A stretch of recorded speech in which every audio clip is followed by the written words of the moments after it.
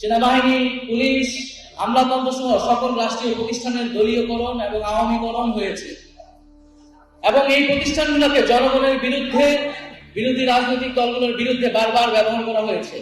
এমনকি মানবতা বিরোধী অপরাধ, গুম খুনের সাথে এই প্রতিষ্ঠানের লোকগুলো জড়িত।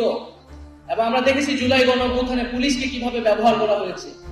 আমরা তারপরেও বলছি যে আমরা এই প্রতিষ্ঠানগুলোর বিরুদ্ধে নয়, প্রতিষ্ঠানগুলোকে আমাদের পুনর্গঠন করতে হবে, দাঁড়া করাতে হবে, কিন্তু যারা এই জড়িত সেই জড়িতদের অবশ্যই শাস্তির আওতায় আনতে হবে। ফলে আমাদের এই প্রতিষ্ঠানগুলোর পক্ষে থাকতে হবে এবং জড়িত ব্যক্তিদের শাস্তির আওতায় আনতে হবে। এবং এই প্রতিষ্ঠানগুলোর ভিতরে যদি আওয়ামী দোষরা থাকে, যারা আওয়ামী লীগকে পুনর্বাসনের চেষ্টা করতে হয়, তাদেরকে কঠোর বিচারের আওতায় আনতে হবে। প্রিয় বন্ধুগণ, আমি আবারও আজকের এই ইফতার মাহফিল থেকে আমি জুলাই গণঅভ্যুত্থানের শহীদদের স্মরণ করছি, আহতদের সুস্থতা কামনা করছি এবং সকলের যে আকাঙ্ক্ষার গণঅভ্যুত্থানের বাংলাদেশ কামনা করছি। আসসালামু আলাইকুম।